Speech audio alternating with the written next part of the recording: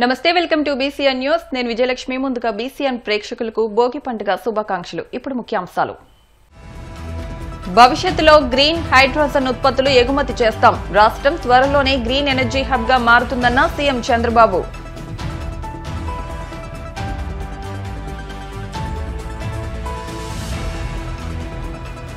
అబ్బురపరుస్తున్న ఎన్టీఆర్ విగ్రహం iron scrap తో తయారు చేసిన విగ్రహాన్ని ఆవిష్కరించిన మాజీ మంత్రి ఆలపాటి రాజేంద్ర ప్రసాద్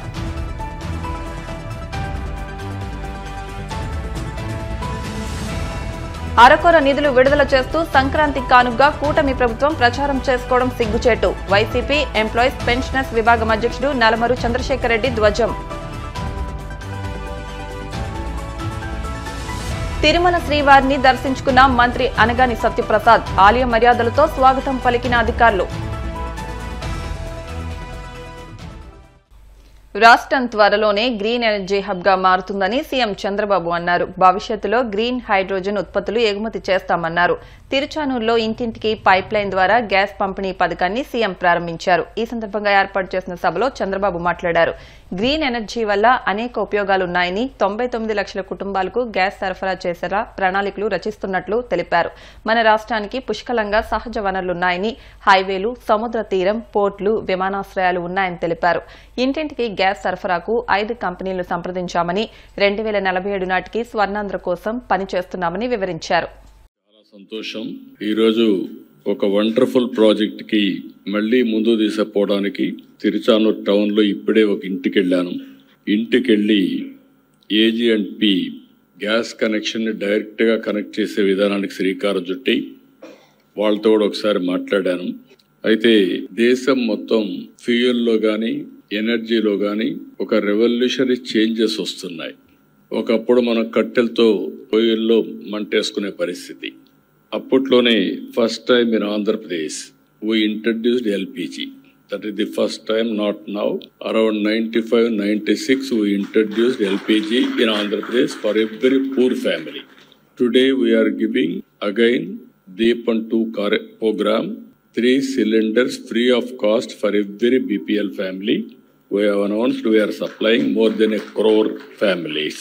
ఇక్కడికి వచ్చినప్పుడు ఒక స్వచ్ఛమైన సురక్షితమైన సహజ వాయువుతో నేరుగా పైప్ లైన్ ద్వారా ఇంటికి కనెక్ట్ చేయడం ఎల్పిజి సిలిండర్లో తీసుకురావాలి అదే గ్యాస్ అయితే నేరుగా ఇంటికి పైప్ లైన్ లో వస్తుంది సిలిండర్ కావాలంటే ఆర్డర్ ఇచ్చుకోవాలి మళ్ళీ ఓసారి డిలే కూడా కావచ్చు అదే సిఎన్జి అయితే నేరుగా ఇంటికే ఎప్పుడు కరెంట్ మారిగా మీరు స్విచ్ ఆన్ చేసి మీరు వాడుకుంటే మీటర్ ఉంటుంది మీటర్ బేస్డ్గా మనం కట్టే పరిస్థితికి వస్తుంది ఈరోజు AG&P ప్రథమ్ ఈ గ్యాస్ చూస్తే 5 రాష్ట్రాల్లో ఎక్కువగా ఉన్నారు వీళ్ళు రాజస్థాన్ కర్ణాటక కేరళ తమిళనాడు ఆంధ్రప్రదేశ్ ఈ 5 రాష్ట్రాల్లో ఉన్నారు ఇప్పటికే 8-10% వీళ్ళు మార్కెట్ అంతా కూడా వీళ్ళ దీంట్లో కంట్రోల్లో ఉంది 80 లక్షల మందికి క్లీన్ గ్యాస్ ఇస్తున్నారు దగ్గర 28 జిల్లాల్లో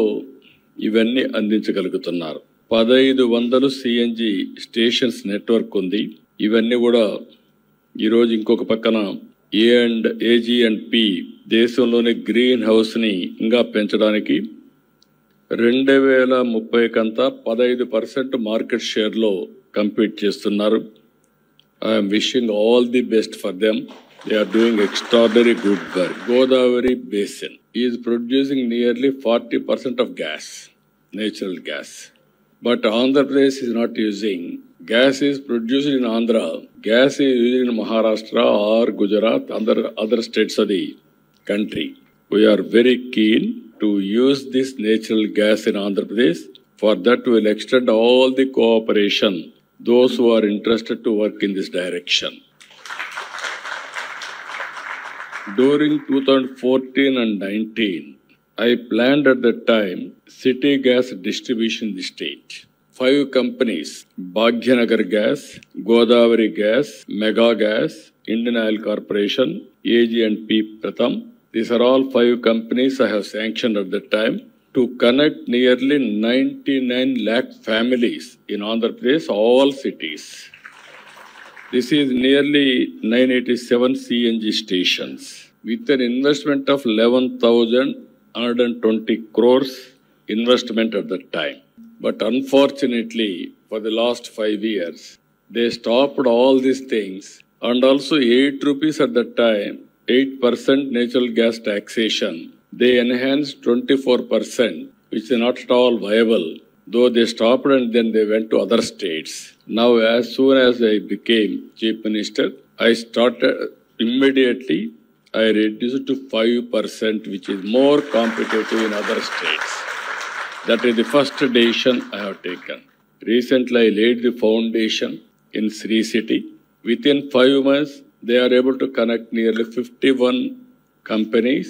They are prepared to connect nearly 250 companies in the near future, either 2-3 months' time. That is the speed they have executed. I really appreciate them. This is one area all of us has to understand now. There is a lot of changes globally. Clean energy, green energy is the order of the day. Earlier, if you see cooking, firewood or coal, sometimes all vehicles transportation with petrol and diesel, heavy pollution, and also industries, coal, some industries, diesel, all these things, even agriculture, diesel operations, now power operations, even domestic sometimes, there is no power, automatically we are shifting to generators which is used from petrol or diesel like that. Now, world is moving towards very, very natural gas or clean energy and green energy. Recently, I have announced green energy policy. We are attracting nearly 10 lakh crores and generating employment nearly 7.5 lakh employment. That is our target we are working. దాదాపు ton iron scrap తో రూపొందించిన ఎన్టీఆర్ విగ్రహం ఆకట్టుకుంటోంది. గుంటూరు జిల్లా తెనాలి ఆటోనగర్ సమీపంలోని Katuri art గ్యాలరీలో రూపొందించిన ఈ విగ్రహాన్ని మాజీ మంత్రి టీడీపీ సీనియర్ నేత ఆలపాటి రాజేంద్ర ప్రసాద్ ఆవిష్కరించారు.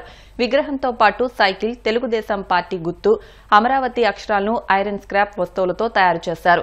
ఈ సందర్భంగా శిల్పి కాటూరి వెంకటేశ్వరరావును ఆలపాటి అభినందించారు. తెనాలిలో అద్భుతమైన కళాకారులున్నారని, ప్రత్యేక ఆలోచనలతో భిన్నంగా విగ్రహాలు తయారు చేస్తున్న కాటూరి కుటుంబం నూతన ఒరవడికి శ్రీకారం చుట్టిందన్నారు. రాష్ట్రంలోని ఉద్యోగులు, పెన్షనర్లకు రావాల్సిన వేల కోట్ల బకాయిలకు గాను అరకొర నిధులను విడుదల చేస్తూ సంక్రాంతి కానుగ్గా కూటమి ప్రభుత్వం ప్రచారం చేసుకోవడం సిగ్గుచేటని వైసీపీ ఎంప్లాయీస్ పెన్షనర్స్ విభాగం అధ్యక్షుడు నలమూరు చంద్రశేఖర్ రెడ్డి మండిపడ్డారు. తాడేపల్లిలోని వైసీపీ కేంద్ర కార్యాలయంలో ఆయన మీడియాతో మాట్లాడుతూ ఉద్యోగులకు చెల్లించాల్సిన బకాయిలు 25,000 కోట్లు ఉంటే కూటమి ప్రభుత్వం 1,300 కోట్లే విడుదల చేస్తున్నట్లు ప్రకటించడం దారుణమన్నారు. ఇవ్వాల్సిన బకాయిలంతా ఇప్పుడు చెల్లిస్తామన్నది ఎంతో వివరంగా ప్రకటిస్తే కూటమి ప్రభుత్వ నిజస్వరూపం బయటపడుతుందన్నారు. ఉద్యోగస్తులకు సంబంధించి మరి దాదాపు 1,300 కోట్ల రూపాయలు సంబంధించి పేమెంట్ చేస్తాము అని చెప్పేసి అనౌన్స్ చేస్తూ ఉద్యోగస్తుల్ని, పెన్షనర్స్ని తప్పుదోవ పట్టించే విధంగా మాట్లాడటం జరుగుతూ ఉంది. ఎప్పుడైనా ప్రభుత్వం ఇన్ని వేల కోట్ల రూపాయలు బకాయిలు ఉద్యోగస్తులకు ఉన్నప్పుడు ఉద్యోగ సంఘాలని పిలిచి, లేకపోతే జాయింట్ స్టాఫ్ కౌన్సిల్ అనేది ఒకటి ప్రభుత్వం ఏర్పరిచింది, ఒకటి జాయింట్ స్టాఫ్ కౌన్సిల్ ఉంది, దాని మాట ఎత్తట్లేదు. ఇంతవరకు దాదాపు ప్రభుత్వం వచ్చి 6 నెలలు గడిచిపోయినప్పటికీ కూడా ఆ యొక్క జాయింట్ స్టాఫ్ కౌన్సిల్ ఊసేలేదు. అట్లీస్ట్ ఉద్యోగ సంఘ నాయకులను కూడా పిలిచి మాట్లాడి మీ ప్రాబ్లమ్స్ ఏంటి, మీకు రావాల్సినటువంటి అమౌంట్ ఏమున్నాయి అనేది అడగకుండానే ప్రభుత్వం వాళ్ళు మీటింగులలో మరి కొంత బకాయిలు, కొన్ని పెండింగ్ బిల్స్ ఇవ్వాలి అని మరి పండగ సందర్భంగా కూటమి ప్రభుత్వం వరాలు అని చెప్పేసి చూస్తూ ఉంటే ప్రజలు చూసే వాళ్ళకి ఏమనిపిస్తుందంటే ఉద్యోగస్తులకి ఏదో వీళ్ళు కొత్తగా మరి వరాలు కురిపిస్తున్నారేమో, లేకపోతే కానుకలు ఇస్తున్నారేమో అనేటువంటి భావం కలుగజేసే విధంగా కనిపిస్తుంది తప్ప లోపల ఏమీ లేదు. చెప్పాలంటే జీపీఎఫ్ అనేది వాళ్ళ సొంత డబ్బు, దాచుకున్న డబ్బు. ఆ డబ్బు కూడా మొత్తం క్లియర్ చేయకుండా మరి 519 కోట్ల రూపాయలు దాంట్లో నుంచి పే చేస్తామంటున్నారు. చాలా రోజుల తర్వాత పెండింగ్ పెట్టుకొని వాళ్లకు ఏదో వరాలు కురిపిస్తున్నట్టుగా మాట్లాడుతున్నారు, చెబుతూ ఉన్నారు. అదేవిధంగా సరెండర్ లీవ్స్ కూడా మరి దాదాపుగా 36 సంవత్సరాలు పనిచేశాను. అదేవిధంగా ఈరోజు ఆల్ ఇండియా లెవెల్లో ఉన్నటువంటి రాష్ట్ర ప్రభుత్వ పెన్షనర్ల సంఘానికి కూడా నేను వైస్ చైర్మన్గా ఉంటున్నాను. అయితే ఈ టీడీఎస్ అనేది ఉద్యోగస్తులకు సంబంధించి ఏదో పేమెంట్ అంటుంటే నాకైతే అర్థం కావట్లా, మరి ఏం చేస్తున్నారు. మరి ఇది చెబుతూ లక్షల మంది ఇళ్లలో మరి సంక్రాంతి సంబరాలు జరగబోతున్నాయి, వాళ్ళంతా కూడా ఆనందించబోతున్నారు అంటున్నారు. కానీ దాదాపు ఈ రాష్ట్రంలో ఉన్నటువంటి 3,80,000కు పైగా ఉన్నటువంటి పెన్షనర్లకు కూడా ఏ విధంగా కూడా ₹1 కూడా ఇచ్చినటువంటి దాఖలాలు కనపడతలా. ఈరోజు ఉద్యోగస్తులకి పెన్షనర్లకి మరి రావాల్సినటువంటి 25,000 కోట్ల రూపాయలలో డిఏ అరియర్స్ అయితేనేంటి, అదేవిధంగా పిఆర్సీకి సంబంధించినటువంటి అరియర్స్ అయితేనేంటి, అదేవిధంగా సరెండర్ లీవులు కానీ, సిపిఎస్ ఉద్యోగస్తుల యొక్క కంట్రిబ్యూషన్ కానీ, రిటైర్మెంట్ బెనిఫిట్స్ అంటే రిటైర్ అయిన తర్వాత ఉద్యోగులకు రావాల్సినటువంటి వాళ్ళ జీపీఎఫ్, వాళ్ళకున్నటువంటి ఈఎల్ ఎన్కాష్మెంట్కి సంబంధించిన డబ్బు, అదేవిధంగా మరి వాళ్ళు కమ్యుటేషన్ ఆఫ్ లీవ్, ఇవన్నీ కూడా మరి గ్రాట్యుటీ కానీ, అదేవిధంగా మరి ఇలాంటివన్నీ కూడా పెన్షనరీ బెనిఫిట్స్ ఏవైతే ఉన్నాయో ఆ జీపీఎఫ్ అవన్నీ కూడా ఏపీజీఎల్ఏ కానీ ఇవన్నీ కూడా పెండింగ్ ఉండిపోతున్నాయి. తిరుమల శ్రీవారిని మంత్రి అనగాని సత్యప్రసాద్ దర్శించుకున్నారు. ఉదయం వీఐపీ విరామ సమయంలో శ్రీవారి అభిషేక సేవలో పాల్గొని మొక్కులు చెల్లించుకున్నారు. దర్శనానంతరం వీరికి రంగనాయకుల మండపంలో వేద పండితులు వేద ఆశీర్వచనం అందించగా ఆలయ అధికారులు స్వామివారి తీర్థ ప్రసాదాలు అందజేసి పట్టువస్త్రంతో సత్కరించారు. తెలుగు రాష్ట్రాల్లో సంక్రాంతి సంబరాలు ప్రారంభమయ్యాయి. 3 రోజుల పాటు జరిగే ఈ వేడుకల్లో భాగంగా తొలి రోజు భోగి పండుగ వేడుకలను ఊరువాడ సందడిగా జరిగాయి. పల్లెలు పట్నాలు అన్న తేడా లేకుండా ప్రజలు వేకువజామునే నిద్రలేచి భోగి మంటలు వేసుకున్నారు. అంబేద్కర్ కోనసీమ జిల్లా అమలాపురంలో మెట్రో క్యాప్ ఫార్మా సంస్థల అధినేత నందిపు బాలాజీ ఇంట సంక్రాంతి సందడి నెలకొంది. పాత చేదు అనుభవాలను మర్చిపోయి కొత్త ఆశలతో సంక్రాంతికి భోగి మంటలతో వెల్కమ్ చెబుతున్నారు. బంధుమిత్రులతో కుటుంబ సమేతంగా ఒక చోట చేరి భోగి మంటలతో సంక్రాంతిని ఆనందిస్తున్నారు.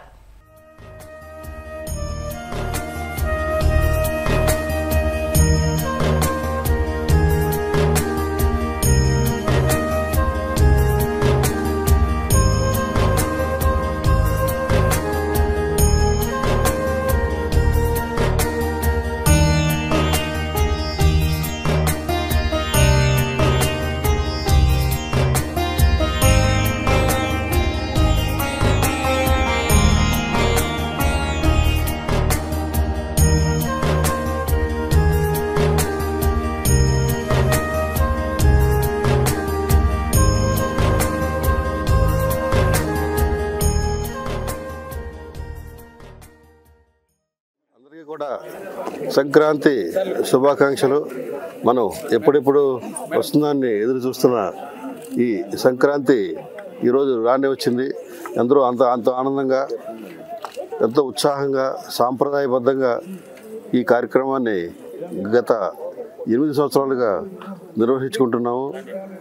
ఈ 8 సంవత్సరాలుగా ఈ స్థాయిలో ఈ కార్యక్రమం చేయగలగటం ఇది ఖచ్చితంగా భగవంతుడు ఇచ్చిన గొప్ప వరమని భావిస్తున్నాను. మేమందరం కూడా ప్రతి సంక్రాంతికి కుటుంబ సమేతంగా ఈ పట్టణానికి వచ్చి ఇక్కడ ఈ గ్రామం, ఈ పట్టణ ప్రజలు, మిత్రులు అందరి సమక్షంలో ఈ రకంగా ఈ సంక్రాంతి ఉత్సవాన్ని జరుపుకోవడం చాలా ఆనందంగా ఉంటుంది.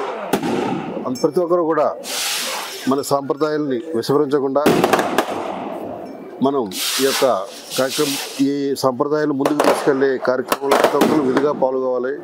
ఎందుకంటే అనేక రకమైన మన హైందవ సంస్కృతి ఎంతో రకమైన ఈ గడ్డు పరిస్థితి లాంటి పరిస్థితులు ఎదుర్కొంటుంది. అనేక రకమైన ఎఫెక్ట్లు బయట నుంచి వస్తున్నాయి. ఇటువంటి తరుణంలో ఈ సాంప్రదాయాలని, ఈ పండుగల్ని మనం గొప్పగా చేసుకుని మళ్ళీ మన సంస్కృతిని నిలబెట్టవలసిన బాధ్యత మనందరి మీద ఉందని ఖచ్చితంగా నేను భావిస్తున్నాను. ఇదే ఉద్దేశంతో గత 8 సంవత్సరాలుగా ఈ కార్యక్రమాల్ని చేపట్టడం జరిగింది. ఈ కార్యక్రమాల్లో ఈ సంవత్సరం అనేక 13 రోజులు కూడా అనేక కార్యక్రమాలు అరేంజ్ చేస్తున్నాము. ఇవాళ ఈ కార్యక్రమం తర్వాత సాయంత్రం 6 గంటలకి కాకినాడ శ్రీపీఠం శ్రీ పరిపూర్ణానంద స్వామివారిచే ప్రవచన కార్యక్రమం కూడా ఏర్పాటు చేయడం జరిగింది. అదే రకంగా రేపు సంక్రాంతి రోజున భారీ స్థాయిలో ముగ్గులు పోటీ 600 నుంచి 700 మంది వరకు వస్తారు. ప్రతి ఒక్కరికి కూడా నిరుత్సాహపరచుకుని అందరికీ కూడా ప్రజలించి చాలా ప్రోత్సహిస్తున్నాం. చిన్నపిల్లలు 1 సంవత్సరం 2 సంవత్సరాలు ఉన్నవాళ్ళు కూడా వారు కూడా ఈ ముగ్గులు పెట్టడానికి ఉత్సాహం చూపిస్తున్నారంటే మేము అనుకున్న కార్యక్రమం ఖచ్చితంగా జరుగుతుందని భావిస్తున్నాం. ఎందుకంటే చిన్నపిల్లల్లో కూడా ఈ ముగ్గులు వేయాలి, సాంప్రదాయాలు పాటించాలని తత్వం వచ్చిందంటే సందర్భంగా వాళ్ళు బాగుపడతారు. పౌరులు లేనప్పుడు వారు ఏ రకంగా ఈ బాధ్యతను నిర్వర్తించి సమాజానికి మంచి పునాది వేషంలో అవుతున్నామని భావిస్తున్నాము. అదే రకంగా ఆఖరి రోజున కనుమ రోజున ఈ ప్రభల తీర్థం ఒకటి పెట్టామండి. ఇక్కడ గత 8 సంవత్సరాలుగాను చక్కగా జరుగుతుంది. అదే రకంగా వివిధ రకాలైన సాంస్కృతిక కార్యక్రమాలు, అదే ఆఖరి రోజున ఈ బాణసంచ కార్యక్రమంతో ఈ కార్యక్రమం నిర్వహించి మళ్ళీ 2026 సంక్రాంతి ఇప్పుడు వస్తుందని. ఇప్పుడు కాసేపు ప్రకటనలు.